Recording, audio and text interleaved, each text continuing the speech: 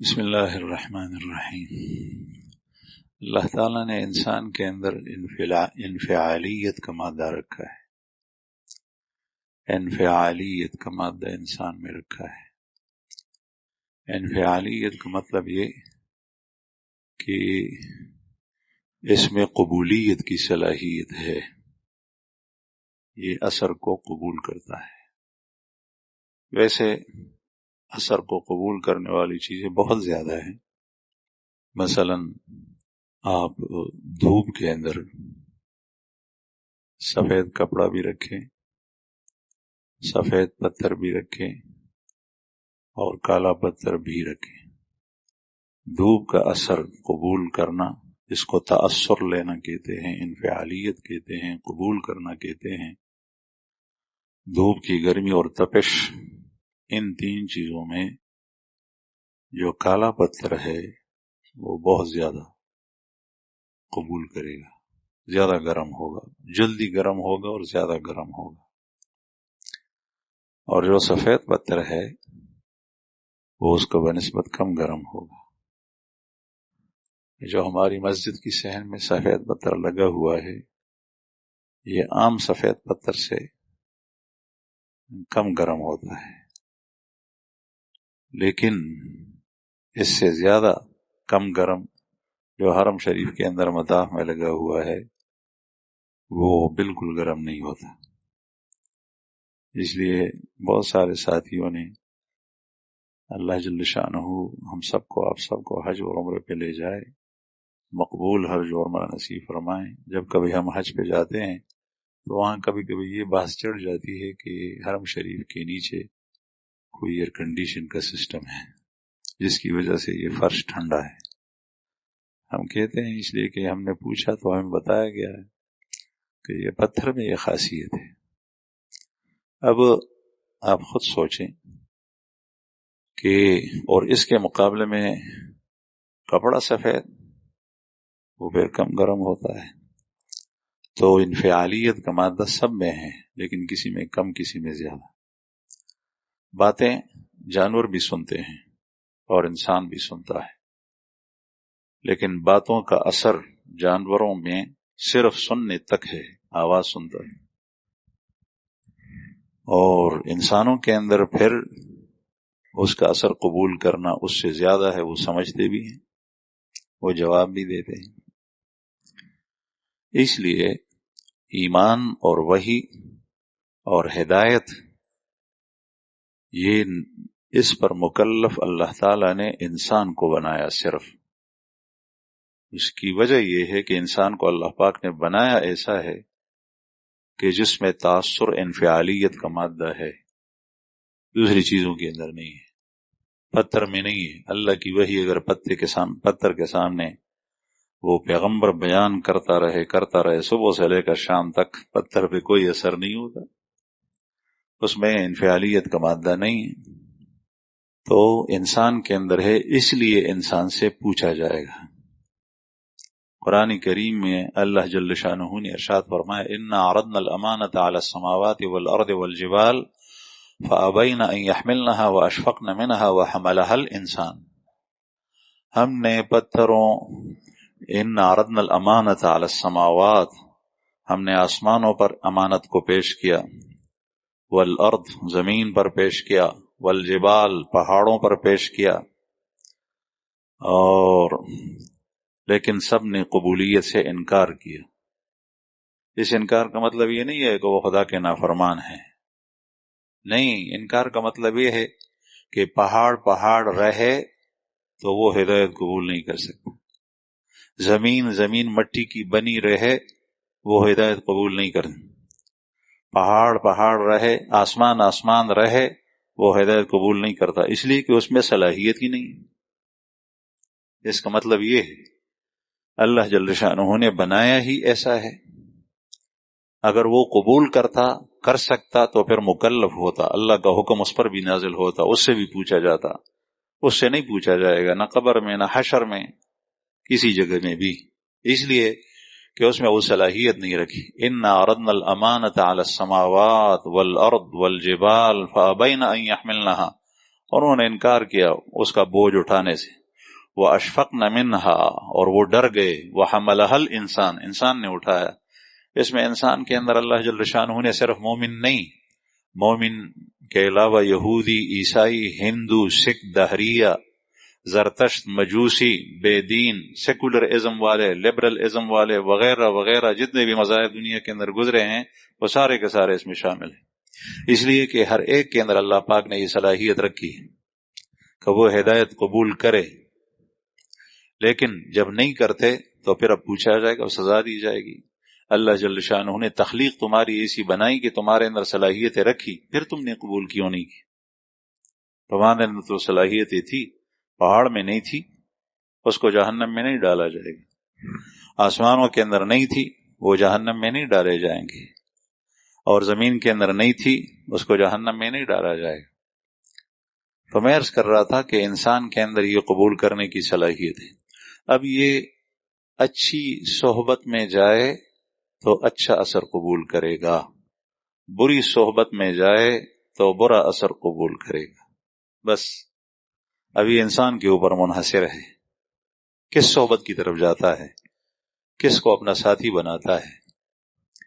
رسول اللہ صلی اللہ علیہ وسلم کے زمانے میں بعض کافر مشرک اللہ کے رسول کے ساتھ، اللہ کے ساتھ، مسلمانوں کے ساتھ، دین اسلام کے ساتھ دشمنی میں پیش تھے، لیکن ان کی اولاد میں اللہ تعالیٰ نے ان کی بیٹی یا ان کا بیٹا ایسا بنایا کہ جو مسلمانوں میں بہت آگے نکل گیا، اس لیے کہ وہ ہدایت کی قبولیت کا جو مادہ اللہ پاک نے اس میں ودیت کر رکھا تھا اس نے اس کو قبول کیا.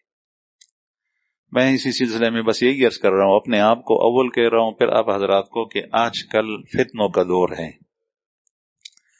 اور اس انسان میں، آپ میں، ہر کسی کے اندر اسی قبولیت، ہدایت کی قبولیت کی صلاحیت ہے. اگر کوئی اچھے اس کو ہدایت کو قبول کرتا ہے، اچھی طرف جاتا ہے، تو اس کی دنیا بھی اچھی اور اس کی آخرت بھی اچھی، اس کی قبر بھی اچھی، اس کا حشر بھی اچھا، ہر جگہ وہ جیتے گا، وہ کامیاب ہوگا. اس لیے قرآن کریم میں جگہ جگہ کامیابی کا لفظ اسی پر منحصر کیا ہے، ایمان اور اعمال صالحہ کے اوپر. صحبت بس لگ جائے یہ کسی کے ساتھ.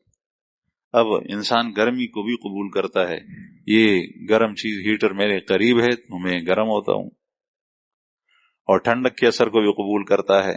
پتھر کے اندر جو ہے وہ چیز ہے، گرم ہوتا ہے، ٹھنڈا ہوتا ہے، لیکن وہ محسوس نہیں کرتا، خود حس نہیں ہے اس میں.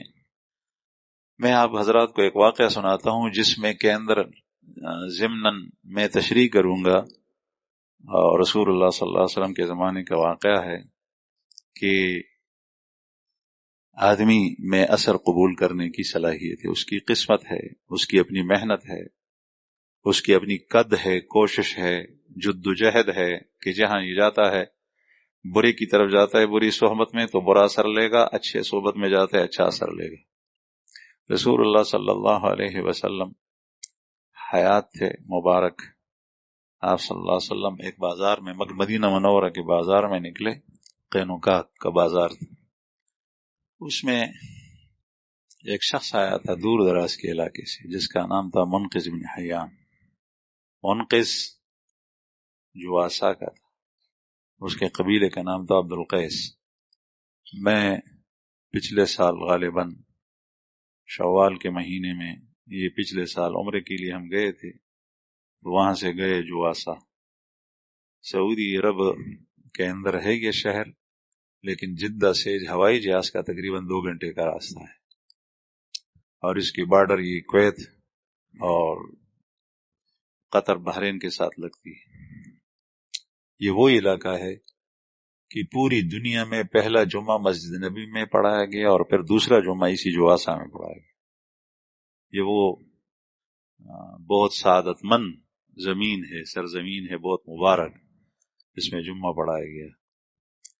اور اسی مسجد کی زیارت کے لیے ہم گئے تھے جس میں جمعے کی نماز پڑھائی گئی تھی، لیکن افسوس ہوا جا کر کہ اس کو تالا لگا ہوا تھا، اس میں نمازیں نہیں ہوتی. اور اس کو آج کل جو وہاں کا بادشاہ بنا بیٹھا ہے، اس نے ان تمام جگہوں کو پہلے تو وہ جگہوں کو بندی رکھتے تھے، آج کل اس نے ایک تو اچھی قدم اٹھائی ہے لیکن اس کے ساتھ برائی زیادہ ہے۔ وہ نہ عبادت کے لیے استعمال کرتے تھے ان چیزوں کو اور نہ شر کے لیے استعمال کرتے تھے، اس نے ان جگہوں کو پارک بنائی ہیں، تو عبادت کا ذہن اور زیارات کا ذہن لوگوں کی ذہن سے چلا گیا، تفریح کے مقامات بن گئے وہ سب۔ جبل سور سے بھی وہ بناتے ہیں اور غار حرا سے بھی بنانے کی کوشش کرتے ہیں، اور جو آسا ہم گئے تو اس کو تالا لگا ہوا تھا، اس کے متصل پارک بنایا ہے، جس پارک میں سعودی عرب کے اندر اب تک یہ نظام تھا کہ جماعت مسجد یہ نماز کے وقت جماعت کے وقت ساری بازار بند ہو جائے گی، لیکن اس پارک کے اندر موسیقی کی آواز آ رہی تھی اور ہم اس میں نماز پڑھ رہے تھے۔ میں نے خود مغرب کی نماز پڑھائی، کچھ کالے عرب بھی تھے وہ بھی پیچھے کھڑے ہو گئے، کچھ خواتین بھی تھی ان کے ساتھ وہ پیچھے کھڑی ہوگی، اور ہمارے ساتھی بھی تھے، تقریباً ایک صف خواتین کی تھی اور 2 صف تھے وہ مردوں کے تھے، آدمی کم تھے۔ اس مسجد کے دروازے کے باہر ہم نے، صاف جگہ تھی، اس جگہ پر مٹی تھی، اس میں نماز پڑھی۔ یہ وہ جگہ تھی کہ جہاں پوری دنیا کے اندر دوسرے نمبر پہ جو جمعہ ہوا اسی جگہ ہوا۔ اس کا یہ آدمی تھا، اس علاقے کا، اس علاقے میں ایک قبیلہ رہتا تھا عبد القیس، آج کل اس علاقے کا نام ہے الاحصا۔ سعودی عرب کا جو حصہ ہے یہ ضلع ہے، پتہ نہیں کیا ہے، احصا کے نام سے، باغات بھی بہت زیادہ ہیں کھجور کی، اور ساتھ سمندر بھی ہے کچھ فاصلے پر۔ یہ آدمی مدینہ منور آیا ہوا تھا، رسول اللہ صلی اللہ علیہ وسلم اس کے پاس آیا، آپ صلی اللہ علیہ وسلم نے ارشاد فرمایا کہ تم کہاں کے ہو؟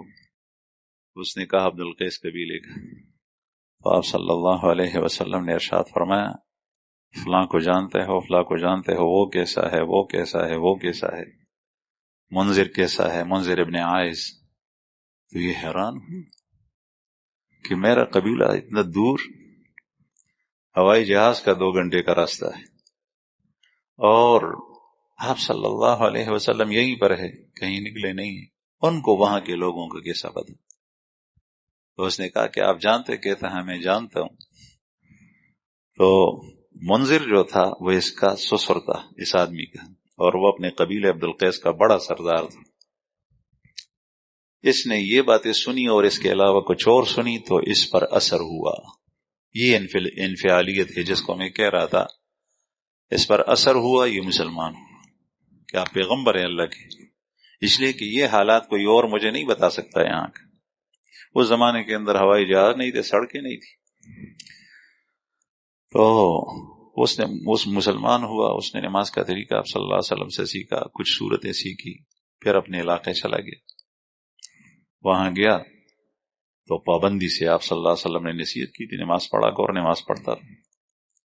وہ عجیب لوگ تھے، ایک دفعہ جب اسلام قبول کرتے، ہم مسلمان بھی ہوتے ہیں نماز بھی نہیں پڑھتے، ہم مسلمان بھی ہیں زکوٰۃ بھی نہیں دیتے، ہم مسلمان بھی ہیں جھوٹ بھی بولتے ہیں، ہم مسلمان بھی ہیں سود بھی کھاتے ہیں، ہم مسلمان بھی ہیں رشوت بھی لیتے ہیں۔ وہ جب ایک مرتبہ ہوتے تو بس پکے مسلمان ہوتے۔ بعض لوگوں کے عجیب واقعات حدیث میں آتے ہیں کہ رسول اللہ صلی اللہ علیہ وسلم نے جو تعلیمات ارشاد فرمائی تو جواب میں عرض کیا کہ یا رسول اللہ لا ازید علیہن ولا انقص، بس جو کچھ آپ نے بتایا ہے نہ میں کمی کروں گا نہ زیادتی کروں گا۔ اور آپ صلی اللہ علیہ وسلم جاتے ہوئے ارشاد فرماتے ہیں کہ اگر کسی نے جنتی کو دیکھنا ہے تو اس شخص کو دیکھو کہ دین پر من وان عمل کروں گا۔ یہ گیا تو وہاں نماز پڑھتا تھا اپنے گھر، اس کی بیوی اس کو دیکھتی، اس کو کہتا کہ لوٹا لے آؤ، پانی لے آؤ، وضو کرتا، کلی کرتا، ناک میں پانی ڈالتا، چہرہ دھوتا، دونوں ہاتھ دھوتا کوہنیوں تک، سر کا مسح کرتا، پھر دونوں پیر دھوتا۔ بیوی گور گور کے دیکھتی تھی کہ یہ میرا شوہر کیا کر رہا ہے، اس لیے کہ اس سے پہلے اس نے یہ کام نہیں کیے تھے۔ جب سے یثرب سے آیا ہے تو تب کرنے لگا ہے۔ اس زمانے میں وہ لوگ مدینہ کو یثرب کہتے تھے، مدینہ نام نہیں تھا، یہ نبی کریم صلی اللہ علیہ وسلم کی ہجرت کے بعد نام بن گیا، لیکن صرف مدینہ نہیں، مدینۃ النبی علیہ السلام، نبی کا شہر۔ تو اس عورت نے اپنے باپ سے کہا جس کا نام تھا منذر ابن عائز، جو شخص کا منقذ کا سسر تھا، کہ میرا شوہر جب سے یثرب آیا ہے تو عجیب کام کرتا ہے۔ اس نے کہا کیا کرتا ہے؟ کہتا ہے کہ اس طریقے سے پانی لے کے یوں کرتا ہے، وضو کا طریقہ بتایا، پھر نماز پڑھنے کے بارے میں کہا کہ کھڑا رہتا ہے، یوں کسی سے بات نہیں کرتا، اور پھر رکوع میں جاتا ہے اور پھر سجدہ، اور یہ تو سسر نے آ کر اس سے پوچھا کہ بھئی تم کیا کرتے ہو؟ یہ تو خاموش تھا اس لیے کہ ڈر کے مارے کچھ کہتا نہیں تھا کہ پورا قبیلہ ایک طرف ہے، میں اکیلا مسلمان ہوں۔ تو اس نے اس کو سچ بتایا۔ بڑے بہادر لوگ تھے وہ۔ اب جب سچ پہ بات آئی تو اس نے کہا میں مسلمان ہو گیا ہوں اور محمد الرسول اللہ اللہ کے پیغمبر ہیں، اور اللہ ایک ہے، اس کے ساتھ کوئی شریک نہیں، اس نے مجھے بتایا ہے اور نماز کا طریقہ سکھایا ہے۔ اس نے کہا تم کرو کیسے کرتے ہو؟ تو اس کے سامنے وضو کیا، نماز پڑھی، تو اس نے کہا مجھے بھی بتاؤ یہ طریقہ۔ اب صحبت دیے سے دیا جلتا ہے۔ انسان میں اللہ جل شانہ نے نور فطرت رکھی ہے، نور ہدایت مل جاتی ہے تو یہ سیدھے راستے پر آتا ہے۔ لیکن بعض بدقسمت لوگ اچھی صحبتوں سے دور رہتے ہیں اور بری صحبتوں میں دن رات گزارتے ہیں، مہمان بھی ان کو بناتے ہیں، دعوتیں بھی ان کی کرتے ہیں، اور گپ شپ بھی انہی کے ساتھ لگاتے ہیں، کاروبار بھی انہی کے ساتھ کرتے ہیں، اٹھنا بیٹھنا بھی انہی کے ساتھ ہوتا ہے۔ چنانچہ یہ دور رہتے ہیں۔ اللہ کو تو کوئی حاجت ہی نہیں، اللہ پاک کی تو ضرورت نہیں ہے انسان کی بندگی، اس کا خود اپنا فائدہ ہے۔ چنانچہ اس نے قبول کیا۔ جب اس نے قبول کیا، یہ قبیلے کا سردار تھا، تو عبد القیس قبیلے نے اسلام قبول کیا۔ اس نے سب سے کہا کہ بھئی مسلمان ہو جاؤ، میں مسلمان ہو گیا۔ اب وہاں سے وفد آیا مدینہ منورہ۔ اب جب مسلمان ہے تو دل کے اندر تڑپ پیدا ہوگی کہ اپنے پیغمبر کو دیکھے۔ اب مسلمان ہو تو اس کو اللہ کو رسول سے محبت ہوگی، اس میں تڑپ ہوگی کہ اللہ کے رسول کیسے ہوں گے۔ اس لیے ہر مسلمان کا جذبہ ہوتا ہے کہ کاش میں نبی کریم صلی اللہ علیہ وسلم کو دیکھ لوں، حالانکہ اس پر یہ مکلف نہیں ہے، لیکن ایک تڑپ ہے، میں رسول اللہ صلی اللہ علیہ وسلم کا شہر دیکھوں۔ اب آپ صلی اللہ علیہ وسلم نہیں، میں ان کا روزہ دیکھوں، اللہ کا گھر دیکھوں، یہ مسلمان کے اندر تڑپ ہے۔ مسلمان ہو یہ چیزیں اس میں نہ ہو تو پر معلوم نہیں اس کے دل میں کیا ہے۔ بہرحال وہاں سے وفد آیا۔ جب وہ مدینہ منورہ سے کچھ فاصلے پر تھے تو رسول اللہ صلی اللہ علیہ وسلم اپنے گھر میں وضو فرما رہے تھے، تو ام المومنین حضرت میمونہ رضی اللہ عنہا غالباً اس کے گھر میں تھے، وضو فرما رہے تھے۔ وضو کے اندر آپ صلی اللہ علیہ وسلم نے کچھ باتیں کی، کوئی ہے نہیں اور باتیں کر رہا ہے کہ مرحبا ہو مرحبا، جس طریقے سے کسی کو کوئی وہ مرحبا کہتا ہے۔ تو جب وضو سے فارغ ہوئے تو ام المومنین نے پوچھا کہ یا رسول اللہ آپ کے ساتھ تو کوئی تھا نہیں، آپ کس سے بات کر رہے تھے؟ تو آپ نے ارشاد فرمایا کہ عبد القیس کا وفد آ رہا ہے، وہ قریب ہے مدینہ منورہ کے، میں ان کو خوش آمدید کہتا تھا۔ بہرحال آپ صلی اللہ علیہ وسلم نے صحابہ سے بھی ارشاد فرمایا باہر نکل کر، اسی اثناء میں وہ لوگ پہنچ گئے تو رسول اللہ صلی اللہ علیہ وسلم کے پاس بیٹھ گئے۔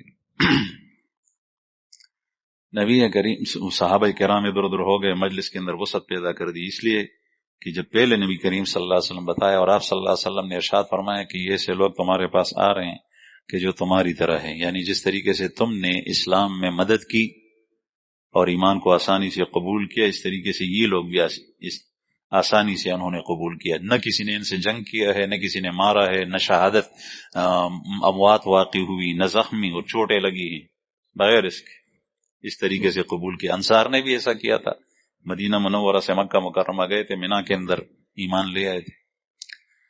تو جب وہ پہنچ گئے تو رسول اللہ صلی اللہ علیہ وسلم کے صحابہ نے ان کو جگہ دی، وہ بیٹھ گئے۔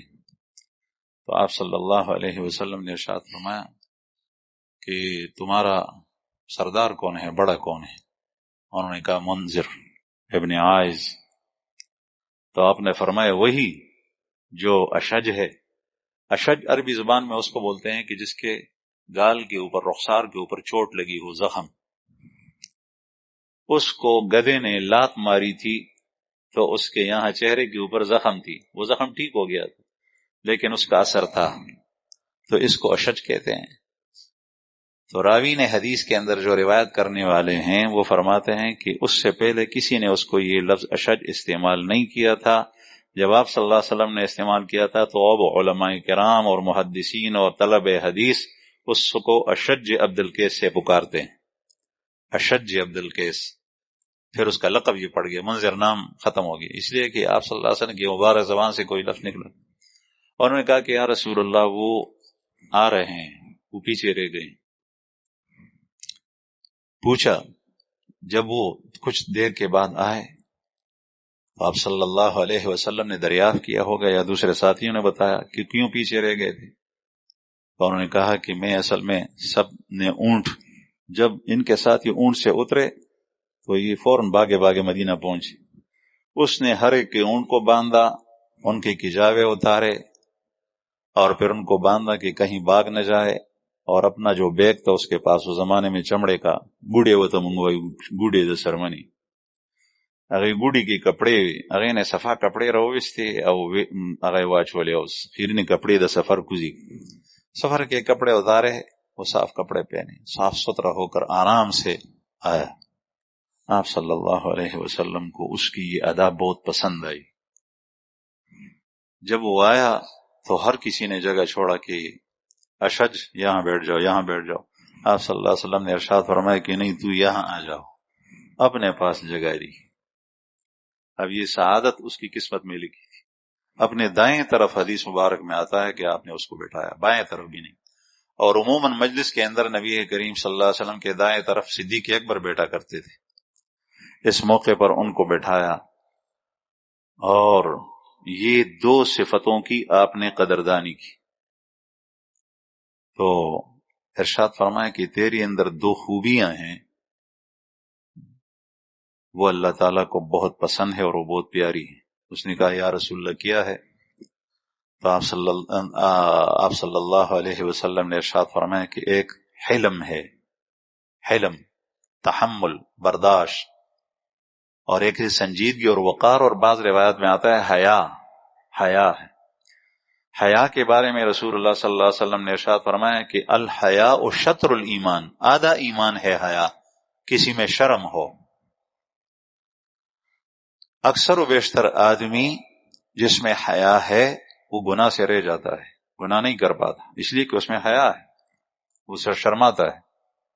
اس لیے بخاری شریف کے اندر حدیث ہے، رسول اللہ صلی اللہ علیہ وسلم نے ارشاد فرمایا کہ پہلے گزشتہ نبوتوں سے جو چیز لوگوں نے حاصل کی ہے اس میں یہ ہے کہ جب آدمی کے اندر حیا نہ رہے تو وہ جو چاہے کرتا رہے۔ جب آدمی اذا لم تستحی ففعل ما شئت، جب تیرے اندر حیا نہ رہے، شرم نہ رہے، جو چاہے کر۔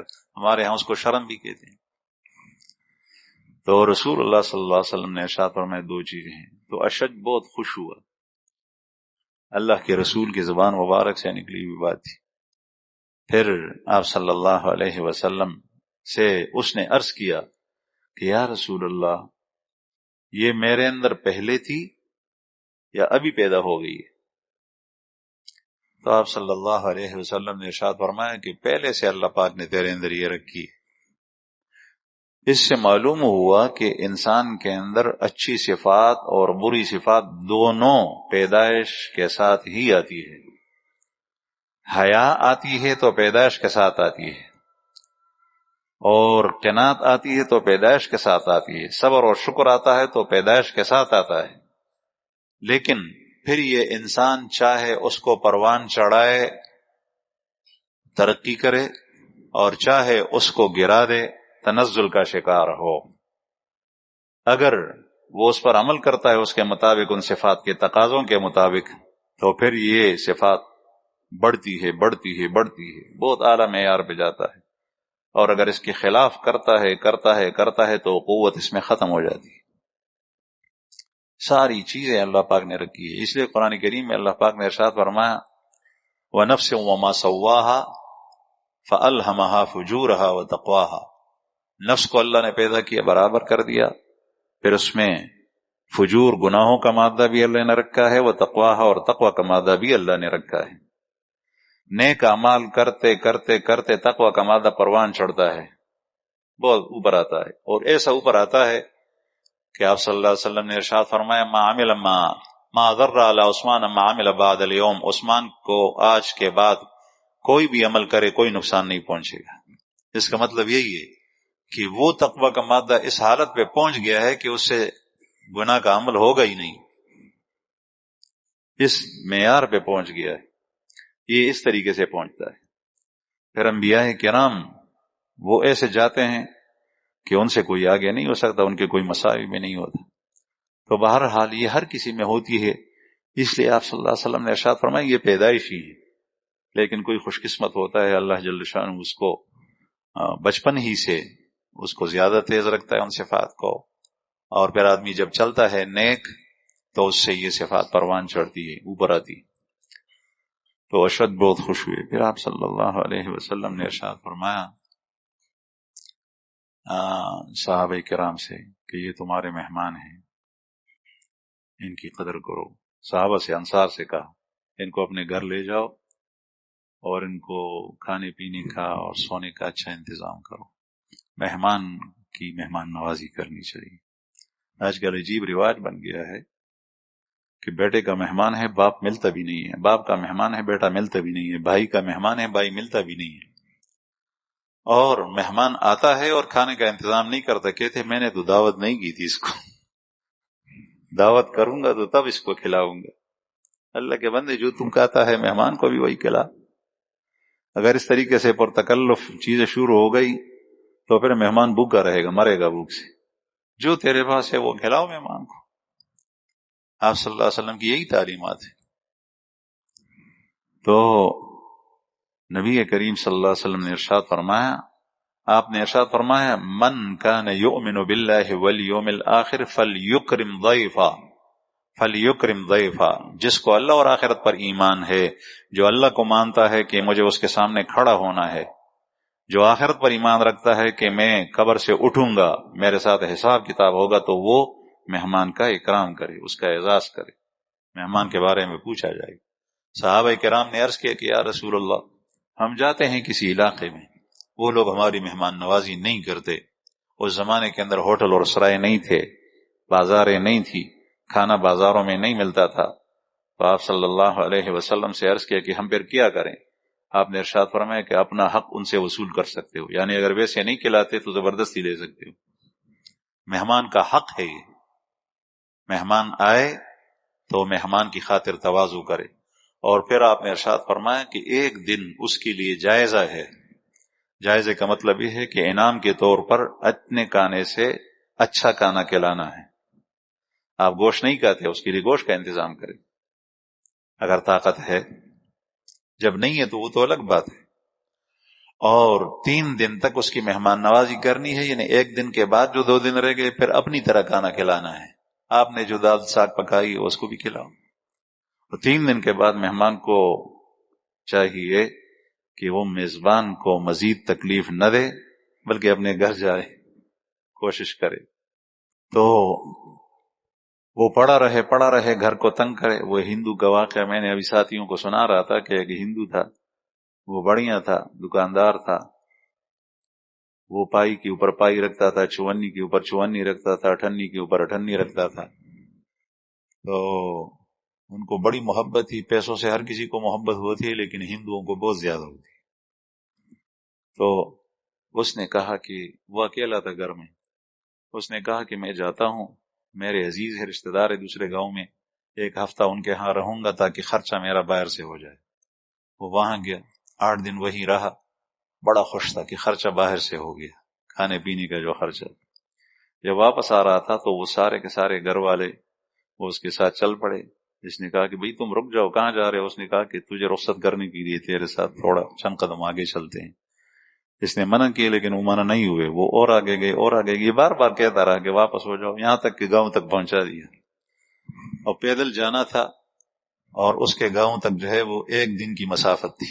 مغرب کو یا عصر کو پہنچ گئے تو اس نے کہا کہ اب تو ہم نہیں جا سکتے، رات آئے گی ہمارے اوپر رستے میں، اس لیے ہم رات کو یہیں رہیں گے، پھر صبح انشاءاللہ جائیں گے۔ تو رات کا کھانا بھی انہوں نے کھایا اور صبح ناشتہ بھی کیا، پھر اس کے بعد آرام سے چل پڑے۔ اس سے کسی نے پوچھا کہ فلاں صاحب 8 دن سے نظر نہیں آ رہے تھے، کہاں گئے تھے؟ دکان تیری بند تھی۔ تو یہ یوں زمین پہ اپنی پیر کو زور سے مارتا اور کہتا کہ کہیں نہیں گیا تھا، یہیں پر تھا۔ وہ کہتا کہ نہیں، آپ 8 دن تو نظر نہیں آئے۔ تو یہ کہتا کہ میں گیا تھا، میں سوچ رہا تھا کہ خرچہ باہر سے ہو جائے، لیکن وہ لوگ 8 افراد تھے گھر کے، وہ آئے تو ایک دن میں اپنا جو مجھے کھلایا تھا وہ سارا کسر انہوں نے نکال لی۔ تو ایسا نہیں بننا چاہیے کہ اس نے مجھے نہیں کھلایا تو میں نہیں کھلاؤں گا، نہیں۔ من کان یؤمن باللہ والیوم الآخر فلیکرم ضیفہ، جو اللہ اور آخرت پر ایمان لاتا ہے وہ اپنے مہمان کو، مہمان وہ بھی نہیں ہوتا کہ جو تیرے پاس آئے، مہمان وہ بھی ہوتا ہے جو مسافر ہے، جس کو ہم پشتوں میں مسافر کہتے ہیں، مسافر ہوتا ہے جو تیرا جانا پہچانا نہیں ہے لیکن تیرے پڑوس میں آیا ہے، تیری مسجد میں آیا ہے، تیرے حجرے میں آیا ہے، تیری بیٹھک میں آیا ہے۔ پہلے دیہات میں ہمارے ہاں اس طریقے سے بہت زیادہ ہوتا۔ میری والدہ کی الحمدللہ جب مسافر مسجد میں آتا تو میری والدہ کہتی کہ بیٹھا، میں وہ کہتی کہ مجھے بتایا کرو، میں بتاتا۔ فقیری تھی، غریبی تھی، گھر میں زیادہ کچھ نہیں ہوتا تھا، تو ایک میں تھا، ایک مسجد کے قریب دوسرے آدمی کا گھر تھا، وہ بھی نیک آدمی تھا، دکاندار تھا، وہ بھی مسافر کو کھانا لے جاتا تھا۔ تو میری اس کے ساتھ ضد تھی، ریس لگتا تھا کہ جلدی میں لے جاؤں گا، وہ نہیں۔ تو میں والدہ کو کہتا کہ جلدی جلدی پکاؤ، کہیں ایسا نہ ہو کہ وہ فلاں شخص جو وہ لے کر آئے۔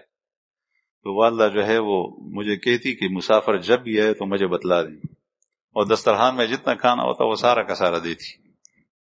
تو میں کہتا کہ وہ تو ایک آدمی کہتے ہیں، نہیں، اس کا اکرام یہ ہے کہ سارا کھانا لے جاؤ، پھر وہ زیادہ جانور نہیں ہے کہ وہ سارا ختم کرے گا، جو چھوڑے گا تو وہ ہم کھائیں گے پھر واپس آ کر۔ تو بہرحال مہمان وہ بھی ہوتا ہے جو مسافر ہو، جس کا تیرے ساتھ کوئی تعارف نہ ہو لیکن تیرے علاقے میں آیا ہے۔ مہمان وہ بھی ہوتا ہے جو کافر ہو، جو یہودی ہے، جو عیسائی ہے، چاہے وہ مسلمان نہیں ہے، لیکن تیرے علاقے میں آیا ہے، وہاں اس کا جانا پہچانا کوئی نہیں ہے، یا تیرے ساتھ اس کے تعلقات ہیں، معاملات ہیں وغیرہ وغیرہ، تو وہ بھی مہمان ہے۔ مہمان کا اکرام ہر صورت میں کرنا چاہیے۔ آپ صلی اللہ علیہ وسلم نے ارشاد فرمایا انصار سے کہ یہ مہمان ہے تمہارے، ان کو لے جاؤ۔ رات کو انہوں نے بستر کا انتظام کیا، اچھا، اپنے سے اچھا کھانے کا انتظام کیا، اور کچھ تعلیمات بھی وہی کی ان کو سکھائی۔ صبح جب واپس آئے تو رسول اللہ صلی اللہ علیہ وسلم نے وفد عبد القیس سے پوچھا کہ کیسا ہوا آپ کا اکرام، کچھ ہوا؟ تو یہ سب تعلیمات ہے۔ مہمان سے پوچھنا چاہیے کہ رات کیسے گزری، رات کیسے گزری۔ ایسا نہ ہو کہ تم نے اس کے لیے رضائی کا بندوبست نہیں کیا اور ایسی ہوا ٹھنڈی چل رہی ہو۔ اچھا بندوبست کرنا چاہیے، مہمان سے پوچھنا چاہیے، اس سے اس کا دل خوش ہوتا ہے کہ رات کیسے گزری، آرام کچھ کیا؟ اگر نہیں کیا تو مزید اس کے لیے کچھ کرنا چاہیے۔ تو آپ صلی اللہ علیہ وسلم نے پوچھا، انہوں نے کہا کہ یا رسول اللہ بہت اچھا، یہ بڑے اچھے لوگ ہیں، ہمیں بستر بھی اپنے بستر سے اچھا دیا، کھانا بھی اپنے کھانے سے اچھا کھلایا، اور ہمیں قرآن پاک کی صورتیں، کسی نے سورہ فاتحہ، کسی نے ایک صورت، کسی نے 2 صورتیں، کسی نے تشہد اور تحیات یہ سکھائی کہ یہ ہمیں سکھائی۔ اور آپ صلی اللہ علیہ وسلم نے باری باری ہر ایک سے پوچھا کہ تو نے کیا سیکھا، تو نے کیا سیکھا، تو نے کیا سیکھا۔ آپ صلی اللہ علیہ وسلم یہی سکھاتے تھے، اسی کے لیے آئے تھے۔ آج کل کے لوگ جو روشن دماغ لوگ ہیں وہ کہتے ہیں یہ فارغ بیٹا ہے جو مسجد میں لوگوں کو نماز سکھاتا ہے۔ یہ اللہ کے رسول کا کام تھا۔ انسان کو دنیا میں اللہ نے اسی لیے بھیجا ہے، پیسوں کمانے کے لیے نہیں بھیجا، جائیداد بڑھانے کے لیے نہیں بھیجا، فصلیں زیادہ کرنے کے لیے نہیں بھیجا، اسی لیے بھیجا ہے کہ وہ اللہ کی معرفت اس کو کرایا جائے، ایک شخص دوسرے کو اللہ سے ملائے، اللہ جل شانہ جن باتوں سے راضی ہوتا ہے وہ اس کو سکھائے۔ پیغمبر کی تعلیمات اور پیغمبر کی سنت اور پیغمبر کا منصب وہ یہی ہے بس۔ اس میں جہادیں بھی آتی ہیں، ساری کچھ آتا ہے۔ جہاد اس لیے آتی ہے کہ بہت سارے لوگ ایسے ہوتے ہیں جو خود بھی مسلمان نہیں ہوتے، دوسروں کو مسلمان ہونے نہیں دیتے، بلکہ راستے میں اوڑا بنتے ہیں، روڑا بنتے ہیں، دیوار اور حاجب بنتے ہیں۔ تو ظاہر ہے کہ جب آپ کا نکاسی کی نالی بند ہو جائے یا صاف پانی کا نل بند ہو جائے، اس میں کوئی چیز آ کر اٹک جائے، پھنس جائے، تو پوری لین آپ کو توڑنی پڑتی ہے، وہ رکاوٹ ہٹانی پڑتی ہے تاکہ پانی کے لیے راستہ کھل جائے۔ جہاد کا مقصد یہ نہیں ہوتا کہ اس سے لوگ مسلمان ہو جائیں۔ مسلمان تو آدمی از خود ہوتا ہے، زبردستی مسلمان نہیں ہوتا، اس لیے کہ ایمان کا سب سے پہلے جو تعلق اور اس کی رسی جو بندھی جاتی ہے وہ دل کے اندر بندھی جاتی ہے، اور آپ آدمی کو مارے، اس کا ہاتھ الگ کر دے، اس کی ٹانگ الگ کر دے، اس کو زخمی کر دے، اس کا سر توڑ دے، اس کے دل میں ایمان نہیں ڈال سکتے جب تک کہ وہ خود نہ لے۔ جہاد اسی لیے ہوتا ہے کہ جو لوگ اسلام کے پھیلانے میں روڑا بنتے ہیں اور حاجز بناتے ہیں، دیواریں اور بندے کڑی کرتے ہیں تاکہ ان لوگوں کو راستے سے ہٹا دیا جائے، اس کو پھیلاؤ اسلام کو، رکو نہیں۔ اس لیے جن لوگوں نے کہا کہ ہم لڑتے نہیں ہیں لیکن ہم مسلمان بھی نہیں ہوتے، تو آپ صلی اللہ علیہ وسلم کی اپنا عمل مبارک اور آپ کی تعلیمات یہی ہے کہ ٹھیک ہے رہو، لیکن جزیہ دو، جزیہ وصول کرتے تھے، ان کی اپنی بودباش ہوتی تھی، طریقے ہوتے تھے کمانے کے، وہ کرتے تھے۔ تو رسول اللہ صلی اللہ علیہ وسلم نے ان کو جو کچھ انہوں نے صحابہ کرام سے انصار سے سیکھا تھا وہ سنایا۔ پھر آپ صلی اللہ علیہ وسلم نے ارشاد فرمایا کہ تمہارے پاس کھانے کا کچھ ہے، اپنے علاقے سے کچھ لائے ہو؟ کبھی کبھی آدمی اپنے ساتھیوں سے جو جس سے آزادی ہوتی ہے، دل لگی ہوتی ہے، پوچھتا ہے۔ آپ صلی اللہ علیہ وسلم نے ایسا بھی کیا، آپ صلی اللہ علیہ وسلم نے سوال سے منع کیا، لیکن ساتھیوں کے ساتھ گل مل رہنا یہ آپ نے سکھایا ہے۔ آج ہمارے ساتھی پنجاب سے آئے ہیں، ٹیکسلا سے، تو وہ گاوا لے کر آئے، عربی گاوا ترماس میں بنا کر گھر سے، تو ہم نے کہا ایسے آدمی ہونی چاہیے جو آئے پنجاب سے اور گاوا بنا کر وہاں سے لے کر آئے۔ تو آپ صلی اللہ علیہ وسلم نے وفد عبدالقیس سے کہا کہ کوئی چیز کھانے کی لائے ہو تم؟ اور انہوں نے کہا کہ ہاں یا رسول اللہ۔ کیا ہے؟ ہر ایک باغا اپنے اونٹ کی طرف گیا اور کھجورے لے آ رہا ہے، کوئی ایک قسم کی کھجور لا رہا ہے، دسترخوان بچھی ہوئی اس پہ ڈال رہا ہے، کوئی دوسری قسم، کوئی تیسری قسم۔ اس کا مطلب یہ ہے کہ جب آپ کسی مسلمان بھائی کے ساتھ اس کی زیارت کی لی جائے تو ہدایہ لے کر جائیں۔ بعض جب جاتے ہیں تو سوچتے ہیں کہ وہ کیا دے گا اور جب وہ آتا ہے تو وہ کیا لے کر آئے گا جب وہ مہمان بن کے آتا ہے تو کہتے ہیں کیا لے کر آئے گا، اور جب یہ جاتا ہے تو وہ کیا دے گا۔ تو اللہ کے بندے تم بھی کچھ کرو گے، تم بھی کچھ کرو گے یا نہیں؟ وفد عبدالقیس بھاگ کر گئے، چونکہ رسول اللہ صلی اللہ علیہ وسلم کو یہ لوگ پسند آئے تھے، اس لیے اس قسم کی باتیں ہوئی۔ کھجوریں آئیں، اس کھجور کا بھی ڈیر لگا، اس کا بھی ڈیر لگا۔ آپ صلی اللہ علیہ وسلم کے ہاتھ میں ایک چھڑی تھی،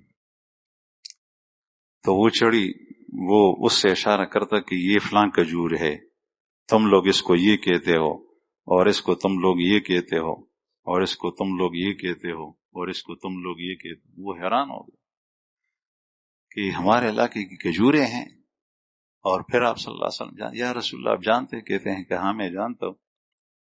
پھر ارشاد فرمایا کہ اس کو تم برنی کہتے ہو، ایک قسم کی کھجوریں تھی اس کے بارے میں فرمایا کہ اس کو تم برنی کہتے ہو، انہوں نے کہا کہ ہاں برنی کہتے ہیں۔ تو آپ نے فرمایا کہ تمہارے کھجوروں میں سب سے عمدہ کھجور یہ برنی ہے۔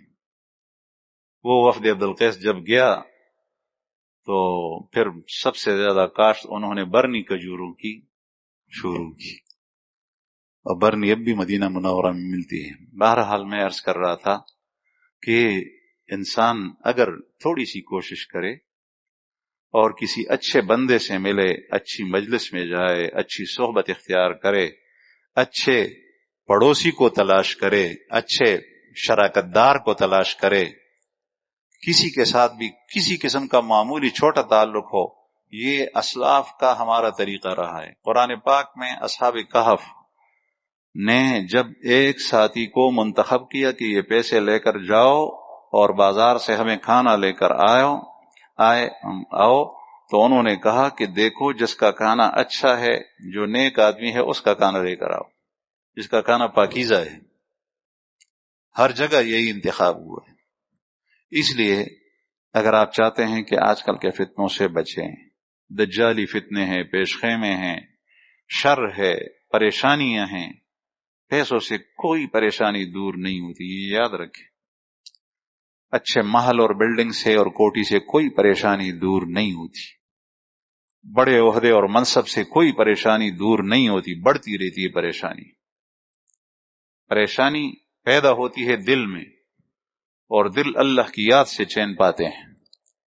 دل کبھی جسم کے اوپر کپڑے نہیں ہوں گے لیکن خوش ہوگا، کوئی پریشانی نہیں ہوگی، اور دل کبھی کبھی جو ہے وہ اچھے کپڑے پہنے ہوئے ہیں، سونا ہے، چاندی ہے، پیسوں کی ریل پیر ہے، بینک بیلنس ہے، تجارتیں ہیں، مارکیٹیں ہیں، فیکٹریاں ہیں، کارخانے ہیں، لیکن پریشانی ہی پریشانی۔ اس لیے اللہ سے تعلق جوڑنا چاہیے، اور اللہ سے تعلق جوڑتا ہے اچھی صحبت سے، اچھے افراد کے پاس بیٹھنے سے۔ اللہ پاک ہمیں نیک لوگوں کی صحبت نصیب فرمائے۔